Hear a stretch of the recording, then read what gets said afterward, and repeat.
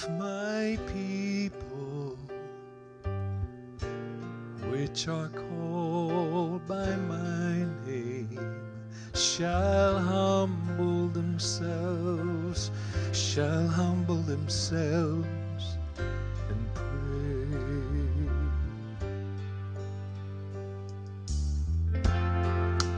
If my people,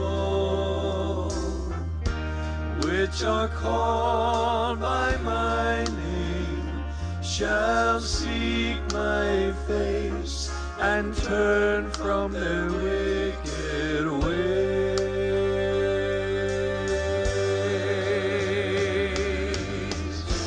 then will I hear from heaven, then will I hear from heaven, then will I hear, then will forgive, and will forgive their sin. The promise found in this scripture is for you and for the people of God. This nation has drifted so far from the faith of our fathers, and we charted a new and dangerous course away from our dependence on Him. Humble repentance is our only hope. When we pray and seek God's face, we will see the salvation of God displayed in this great promise. Amen. I will forgive their sin. I will forgive their sin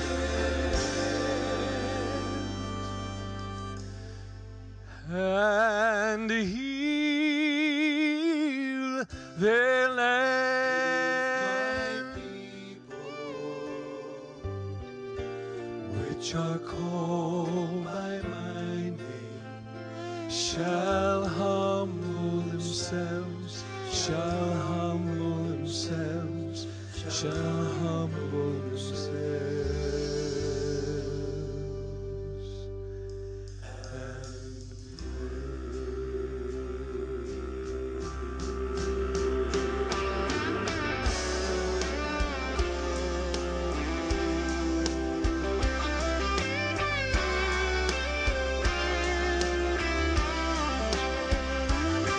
and so the promise is clear.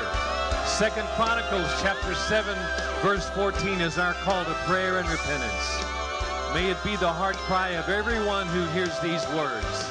For righteousness exalts a nation, but sin is a reproach to any people. Now is the time. Will you pray? God's waiting for your answer.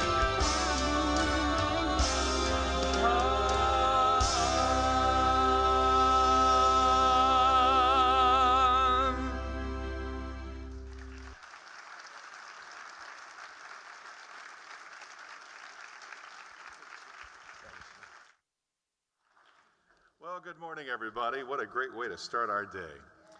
One of the perks of my job is to take us from the highest of heights to give you a very important announcement. So I'll do my best. Now, this is an important announcement.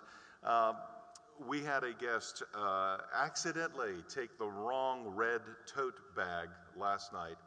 And so if you happen to notice as you reach into your tote bag that you don't recognize anything that's in it, would you please return that right away to the sales office, which is what we're using as a temporary office, and that's right across from the registration desk as you arrive. Please take care of that if you possibly could. That's so very, very important. Want to mention, let's thank Ronnie Freeman once again for the wonderful worship that he provided. He and his daughter. And yes, he does have CDs available for purchase.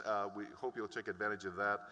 As does Terry Blackwood, and in fact, his new one. The song that you just heard, If My People, is available with his others. He, of course, a member of the legendary Blackwood Brothers, or Blackwood family, and we're honored to have him as well. Let's also thank Terry for the wonderful song that he gave us in getting us started. Well, another one of our great sponsors, of course, is Liberty University and Liberty Counsel. Let's take just a few minutes to get familiar with these wonderful ministries, for those of you who may not be familiar with them, starting first of all with Liberty University. Let's watch the monitors together.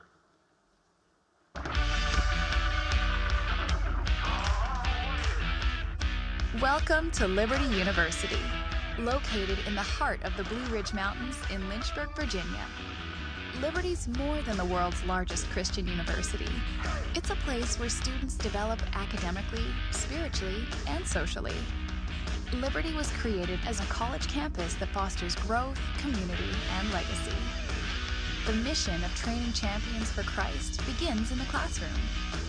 At Liberty University, a faith-based class structure allows students to get to the heart of what it means to be a Christian, a lesson they will take into the workplace after they graduate. Along with a solid Christian foundation, Liberty has created an environment that allows students to build on their passions by challenging the way they think. The 6,500-acre campus is home to more than 12,000 residential students, taking courses in 165 degree programs. Liberty University's School of Law boasts exceptionally high bar passage rates, a success rate that speaks to the quality of not only the program, but the educators as well. There is no doubt Liberty is growing and, in turn, diversifying its offerings with new programs and enhancements to existing ones, adding more technology and upgrading facilities. Expansions were recently completed on the Visitor Center and football stadium.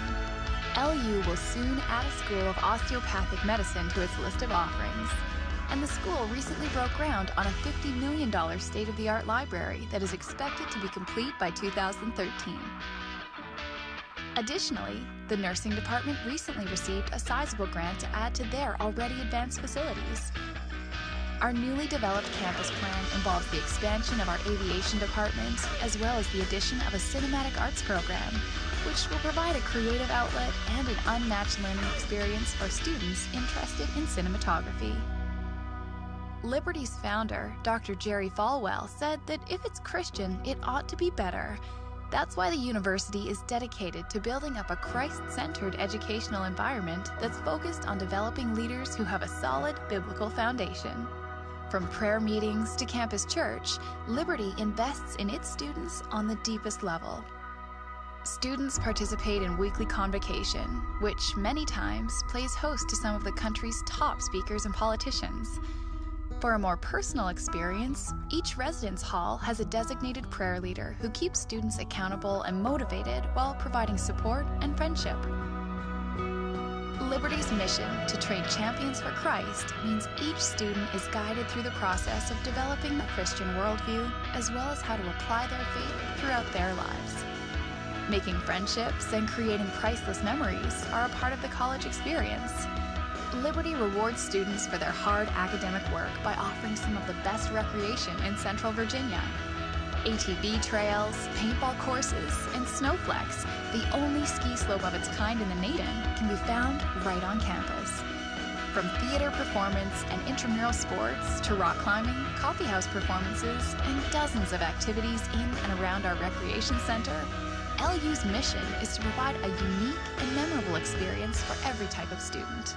20 NCAA Division I teams proudly wear the Flames uniform. From football and basketball to tennis and swimming, and every men's and women's sport in between, LU is home to some of the country's top athletes. But any Liberty student can develop their passion as an athlete thanks to club sports such as lacrosse, figure skating, hockey, and more. Fan support from the students and the community is key as LU teams face off against the country's top-tier athletic programs. The university creates an atmosphere for athletes and students that is exciting and energetic, giving opponents a unique experience. Liberty University is unlike any other college.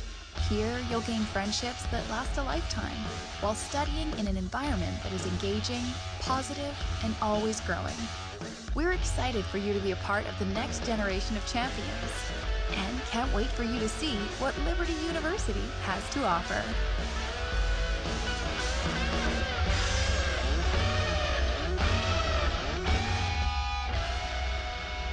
Liberty University, impressive.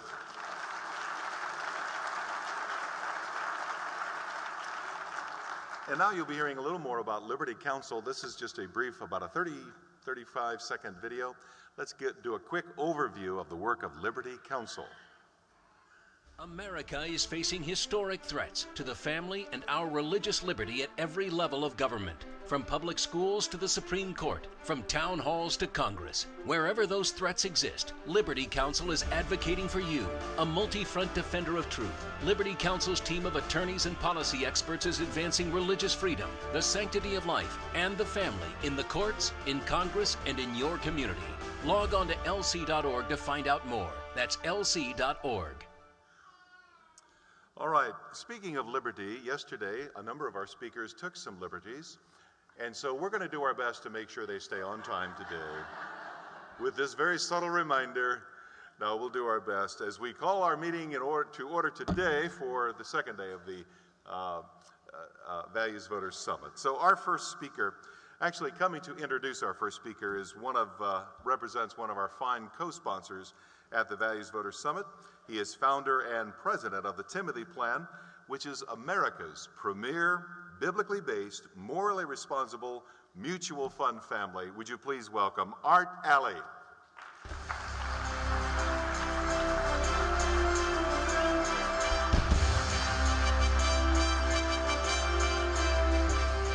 I will be brief.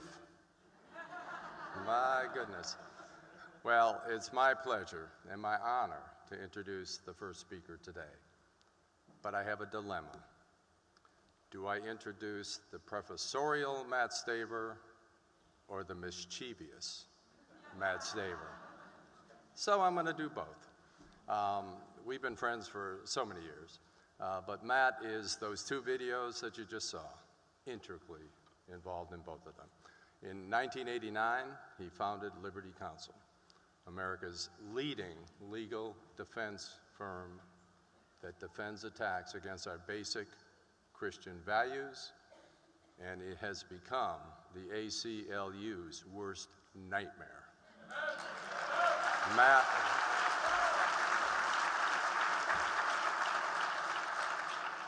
I gotta hurry, he's coming out with that hammer. Matt has become the consensus leading expert on First Amendment rights. But I was there with him when I saw his dream first initiated and then take place when he and Jerry Falwell co-founded the Liberty University School of Law, where he is now dean and professor, and that was a dream come true for Matt Staver. I'm not sure how much he'll say about that today, but it is a blessing to all of us because they are populating the judicial system with solid Christian young people that have a biblical foundation and hopefully will turn this country around.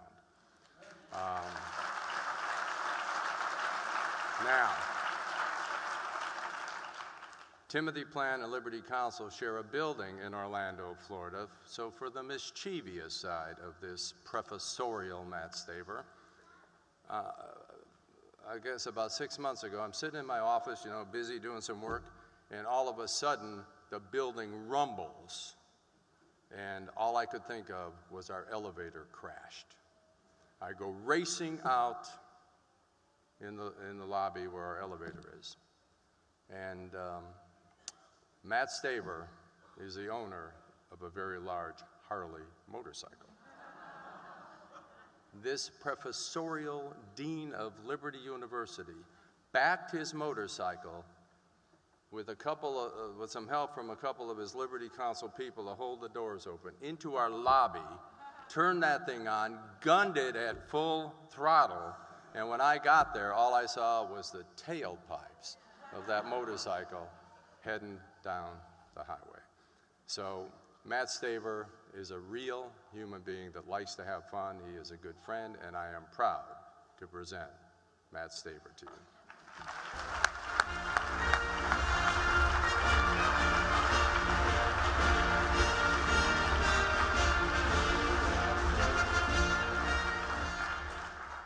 Thank you, Art. I was standing back there with the large hammer that you saw, just in case he got off track.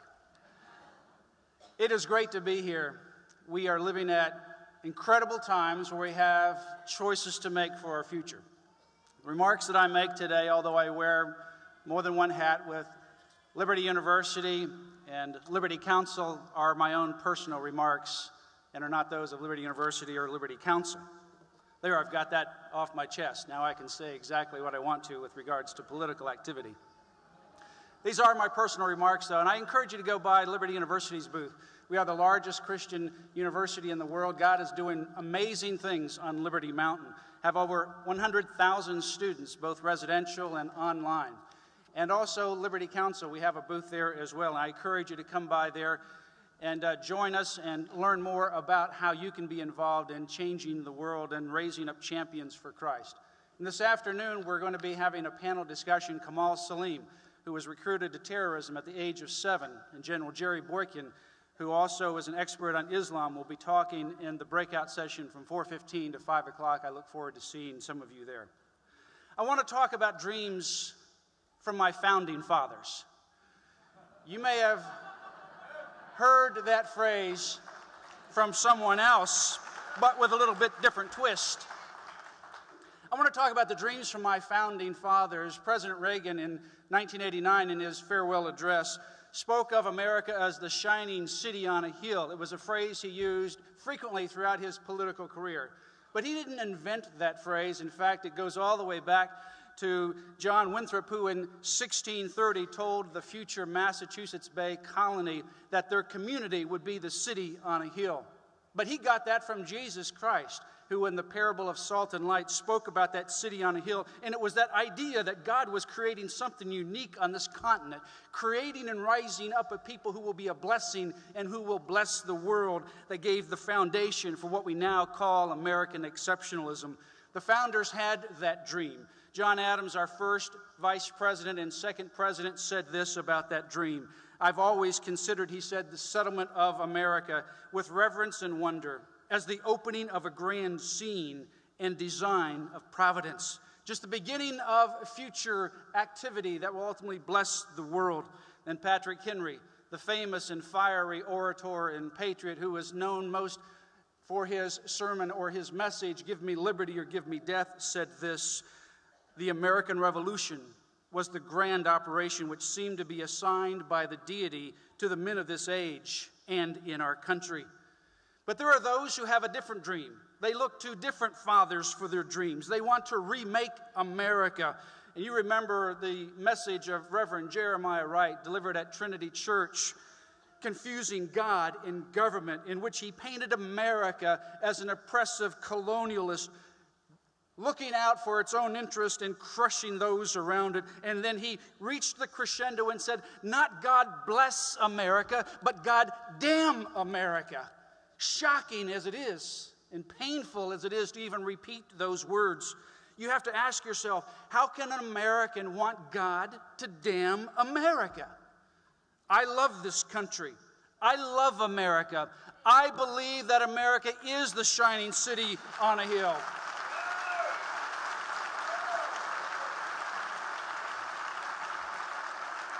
And you remember those controversial words in 2008 when Michelle Obama in Milwaukee, Wisconsin said the following: for the first time in my adult life, she said, I am proud of my country because it feels like hope is finally making a comeback.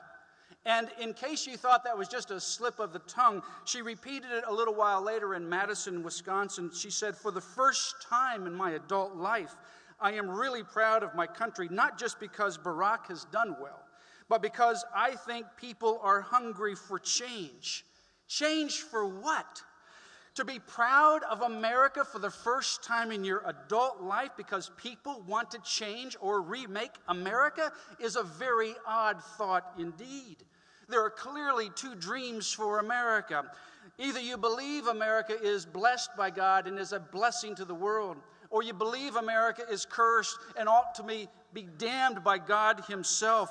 I believe in the dreams from my founding fathers, and they believed that America was a unique place, raised up as a beacon of hope and liberty for those around the world, and so did George Washington believe in that same dream.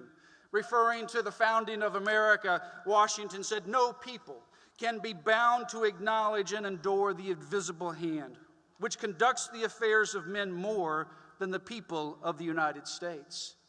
Religion and morality were twin pillars often referred to by Washington and the other founders. It was this idea of religion and morality being the foundational principles of America that will make America great. People had to be moral people to respect right and wrong. Because we had limited government, we had to be responsible and show dignity and respect to one another. How is that going to happen? It's by the teaching and inculcation of Judeo-Christian religion and morality. It is those twin pillars that formed America. John Adams said regarding that our Constitution is made only for a religious and a moral people. It is wholly inadequate to the government of any other. And Washington, in his second farewell address, said that these twin pillars are essential to our liberty, and anyone who works to undermine those twin pillars of religion and morality cannot even be called a patriot. Benjamin Rush, another one of our founding fathers, said that the only foundation of a useful education in a republic is to be laid in religion. Without this, there can be no virtue. And without virtue, there can be no liberty. And liberty is the object and life of all Republican governments. What is unique about America is that we are a freedom-loving country. We are a freedom-loving country and a freedom country because of the virtue that America is based upon. And the virtue comes from our Judeo-Christian foundation. But there are those politicians running for office today and those bureaucrats in our public schools today that instead of wanting to teach Johnny how to read, as public schools originally were founded so that he could read the Bible, want to boot the Bible and the Ten Commandments and God himself out of the classroom and off the campus. Some want to remake our public schools as religion-free zones. They want to indoctrinate our children in secularism and teach promiscuity as a virtue. They want to undermine those twin pillars that Washington and the founders ultimately knew were important and essential for America's survival. James Madison realized that religious freedom was essential and it was an unalienable right. He referred to religion and freedom of conscience as unalienable rights. Rights that don't come from God, that don't even come from the Constitution. They come from God himself.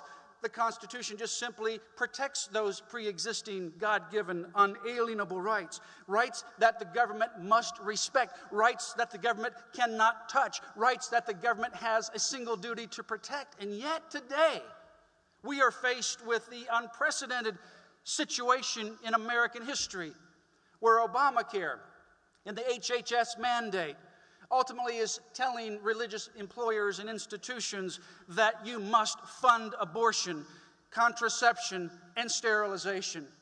Liberty Counsel filed the very first lawsuit against Obamacare on the day that it was signed into law by President Barack Obama.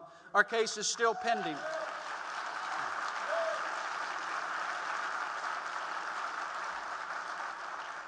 We represent Liberty University, and our case is still pending, and we still have the free exercise of religion claim. Liberty University was founded by Dr. Jerry Falwell and is led right now by his son, Jerry Falwell Jr. One of the unnegotiable, non-compromisable principles is the sanctity of human life. At Liberty, we believe in the biblical idea and the promise and the statement that there is life that comes from our Creator. It is sacred, and we must protect it in the womb.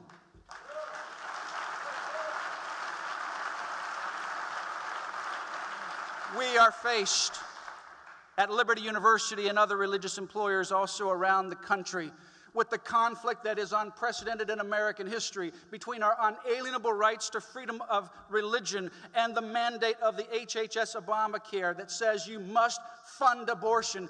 We cannot cross that line. We will not cross that line. We will not compromise.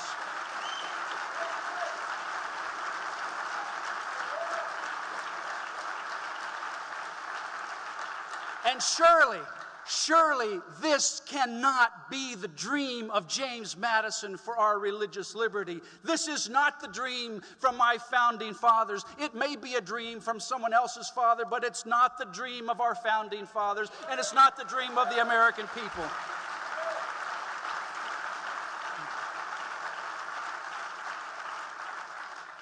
And some politicians and even our president want to seek to destroy the natural definition of marriage, evolving, as it were, on this very basic situation to endorse same-sex unions as a policy matter. What we see at Liberty Counsel on these issues around the country is that it says children don't need moms and dads, that as a result of boys, for an example, dads to them are absolutely irrelevant. They are fungible and they make no difference in their life.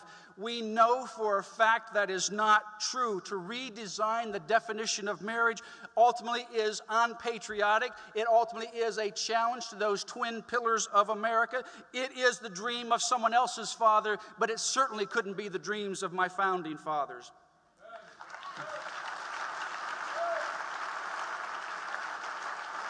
In this agenda, by this administration, has become even more emboldened because of its radicalism. We've seen the situation with Dan Cathy and Chick-fil-A, but we at Liberty Counsel see those kinds of things happening every day. This is a radical agenda, emboldened and empowered by this administration, intolerant to Christianity and morality, and intolerant to the very foundations of America. There are a clash of two dreams that's taking place. There are two dreams for America. There are two choices for America. One of those dreams will win, and one of those will lose. Some of our founders also dreamed with regards to Israel, that America would somehow have a unique role with respect to that land and the Jewish people.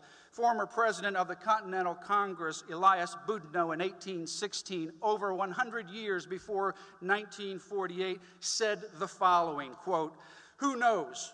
But God has raised up these United States in these latter days for the very purpose of accomplishing His will in bringing His beloved people to their own land." Over 100 years before 1948, he had that dream, as did other founders, that America somehow would bless the nation of Israel, would be instrumental in the life of Israel. And America was the first nation in 1948 to recognize Israel as a state and has remained up until now her loyal friend. But some view Israel like they view America, as a colonial oppressor, as an occupier. And for them, Israel and the American exceptionalism is not part of their dreams. The dreams from our founding fathers, however, have shaped the values of Americans for over 200 years. We must stand with Israel because that is part of who we are. That is part of what we must do.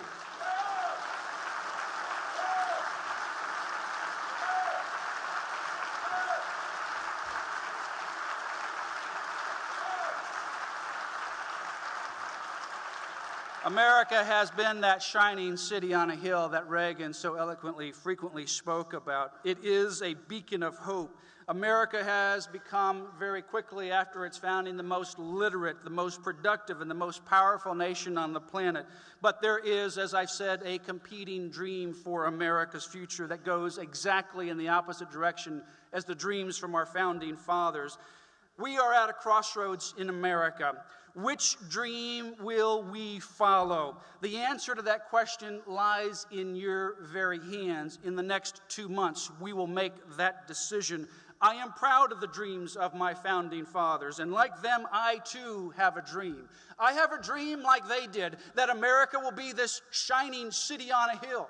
I have a dream that we will have fiscal responsibility in America. I have a dream that when Greece and other countries around the globe are ultimately struggling because of their irresponsible actions fiscally, that America will be strong, that America will be the nation that the countries around the world will look to. I have a dream that America will retain and maintain and even further move towards prosperity and inventiveness and free enterprise, that America will be looked at around the world as something unique. Something is happening in that part of the world. What is it? What makes America tick? Why is it that people have wanted to come to America? Unfortunately, what we're seeing is less of them want to. We have a dream, you and I, from the founders, that America will be the leader, not the follower in any one of these areas. And I have a dream that we will ultimately have a leader who will be someone who will be proud of America when they go on foreign soil, that they will not bow down to Saudi princes.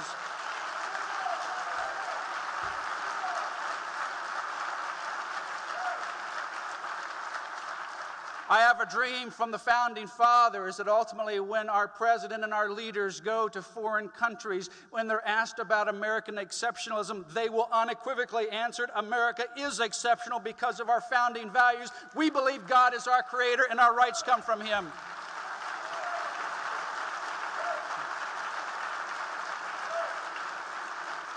And I have a dream that whenever Israel faces a potential second Holocaust with the president of Ahmadinejad wanting to become nuclear and ultimately destroy those people in that place from the earth, that America will unresolutely, unflinchingly, unhesitatingly stand by Israel.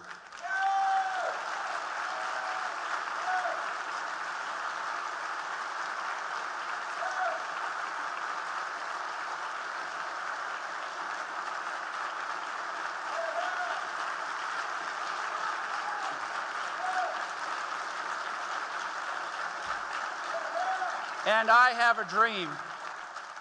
I have a dream that whenever our embassy, the symbol of the United States of America, wherever it might be, Libya, Egypt, or in any other country, is attacked, and our ambassadors are killed because not of what they've done, but because of who we are, that we will consider that an attack against the sovereignty of the United States of America. We will not apologize. We will be strong.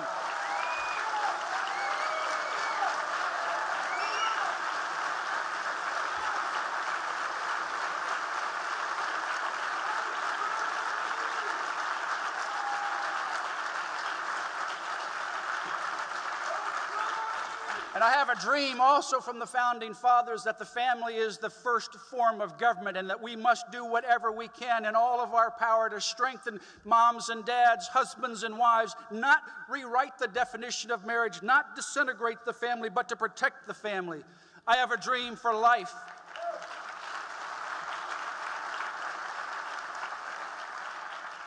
I have a dream for life and liberty, that religious liberty will ultimately ring through the halls of Congress and through the White House and through the courthouses, and that judges that are nominated will respect the Constitution and understand this is a country under the rule of law, not a rule of men and arbitrary decisions.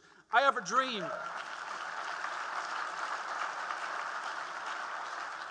that instead of being the most pro-abortion administration in the world and in the country and moving towards forcing every one of us to fund abortion and undermining other countries' laws and policies regarding life, that America in my life, in my generation, will return to the concept of the Declaration of Independence, that we are endowed by our Creator, among which those rights include the right to life, that we will protect the unborn in the womb.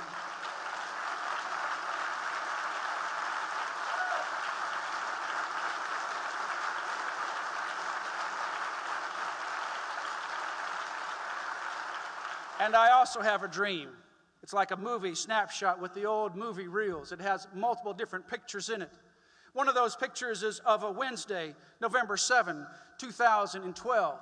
In that dream, I wake up and I ultimately look out the window and I hear the birds chirping and the clouds have moved away and the sun has risen and those rays of light are coming through my window. They are lighting my path. They are ultimately warming the cold spots of the world. This is a dream, that America's dream is still alive and well. You are part of that dream. I encourage you to do everything in your power in these next 2 months to follow the dreams from our Founding Fathers. We are at a crossroads in American and world history. We must not be silent. We must not be dismayed. We must move forward to pursue that dream from our Founding Fathers and reject the dreams that ultimately want to undermine America. November 7 is going to be the best day in America and for the world because we will pursue the dreams from our Founding Fathers. May God bless you. May God bless these United States of America.